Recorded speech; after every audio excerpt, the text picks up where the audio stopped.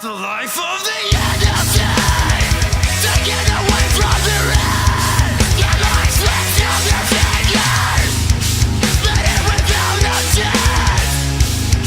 Prepare to pay for your sins. I'm John, I'm the Mac Daddy, aka motherfucking J Wiggle, and I play guitar. Get the fuck off my couch. My name is William and I do vocals. I'm Keegan and I play bass. My name's Jeff, I play guitar. I'm Chris Newton and I play drums. Yeah, I was in a couple of other bands, but it was nothing serious, but this is the first thing that, it's actually getting stuff done. Well, originally we didn't have a name for the EP, it was just kind of like last second. And Odium, the title comes because if you look at the EP and the way it's tracked, it's spelled oppressor, destruct, intent, undone, and memories, and the first letter of each song spells out Odium. It basically means a hatred or disgust towards a certain person, or in this case of the EP, the world. With all the shit going on right now, we felt like it fit perfect into it, so that's why we titled it that. Well, with I Welcome Judgement, it was my first time actually recording and doing anything really with a band. It was really different. At first I was like nervous because I've never really recorded with anyone before. I'm the old dude who's hairy where it shouldn't be, and Not hairy where it should. It was actually supposed to be a really positive vibe EP, and it turned really dark, but in a very fitting way, because the world around us is absolute shit. And people hate each other, people kill each other, people kill innocent children, and we just kind of ran with it. It just kind of came out, and it's turned into a fantastically beautiful, dark EP, and I love every bit of it. Yeah, it is dark in almost a positive way. It's not just my ideas anymore, I get everyone else's input. Fantastic. We're coming up with some of the best shit I could ever imagine. Songs, in my opinion, are always best when they just happen. You don't force anything. You either let the music write itself or the lyrics, and it just comes together organically. When you force it, then you get really generic breakdowns and generic riffs. And when you don't rush it, you just let it happen, then it becomes an amazing thing. I'm the old guy, so I'll break a hip. I'm gonna look badass breaking that hip, so I can't wait. I feel like I have some responsibility. We got guys that have had no experience with this, so I feel like I do have a duty to kind of help some guys along the way, from my mistakes of previous bands and stupid shit that we did. I have a lot to offer just due to the experience. But other than me feeling like they're fucking chaperone, then yeah, it's really cool. I'm gonna die. I have a very understanding wife. So she knows that, I love music, loved it since I was 11 years old and picked up a guitar. And I've been telling my kids since they were born that I'm a rock star, so now I'm gonna prove it. And so she's understanding, but it is hard. I work 50 to 70 hours a week, try to help everyone, organize practices, organize, everything we're doing for the EP. On top of that, writing and trying not to have all that interfere with each other, and to separate out and be a dad at the same time. It's challenging as hell, but it's worth it.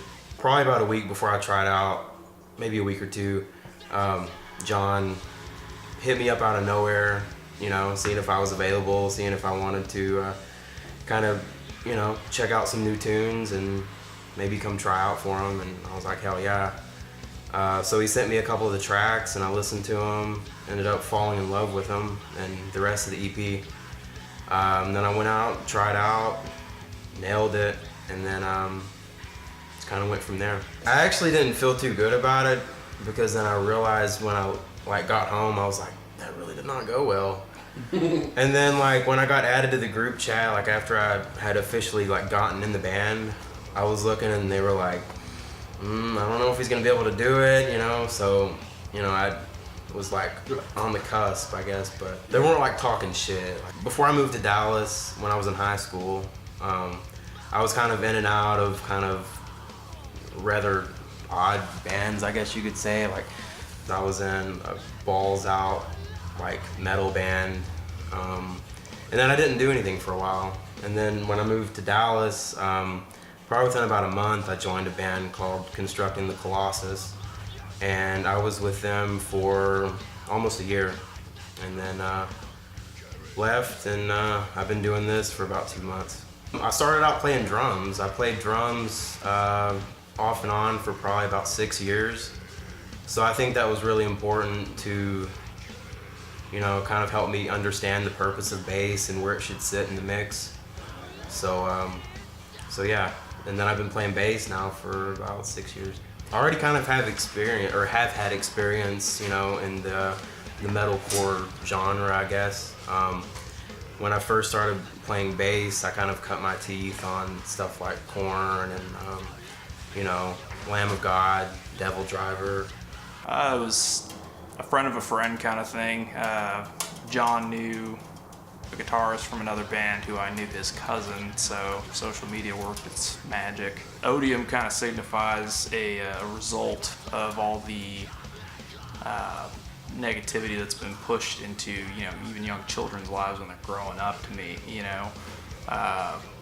And this is, you know, this world we live in is kind of the result of it, so that really kind of resounds. I started off, you know, just like any other kid, probably listening to Metallica or Slayer or something, you know, and yeah, then getting into the, you know, neo-metal kind of scene, and yeah, there's something about breakdowns that are just badass, man.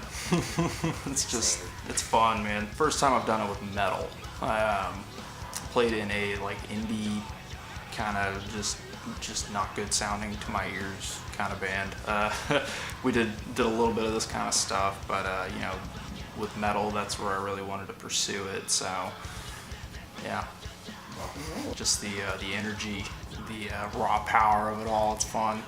It was instant clickage, I'd say. You know, the songs that he had, it's a little bit of a different style of guitar, but after I, you know, picked up on it, you know, we've already started writing a little bit, and yeah, it went swimmingly. Yes and no. I mean, I've been into metal for a long time, but this band is different. And when I first joined the band, they've had a different sound than most, and I like that about it. So the first practice, we had it at a practice space of my own, and they all showed up, and they were honest with me afterwards. They're like, okay, look, we weren't really sure if you were going to be awesome or not. We didn't build our hopes up just in case you sucked. And I was like, okay, but I don't. And and it went pretty well. We all had some clickage. I mean, I love all types of music. I play piano. I come from, when I first started, I started out as a percussionist in middle school, so I'm familiar with most types of music, and I like it all, but whenever I listen to my jams, it's metal. I, for one, really like the lyrics. William wrote the lyrics, and he did a great job at it. A lot of times, whenever I see lyrics for bands, even if the music's great and everything, and I love the way it goes, the way it flows, or it sounds, the way the vocalists did their job, if the lyrics suck, then I'm just turned off to it. I'm really ready to play some shows, blow some roofs off some places and stuff. Not literally, you know, not a danger. And John did an alright job writing the drums, so, you know, it wasn't that bad. No, he gave me some leeway on how I might play some of the roles and stuff like that, but for the most part, I really did like the way that he wrote the EP, so, I mean, later on, I might take some of his input on how it might sound, so that way the sound doesn't change that much, because I already did like it as it was, but I'll also add in a little bit more to it to make it a little bit more full, maybe a little bit more technical, just make it special.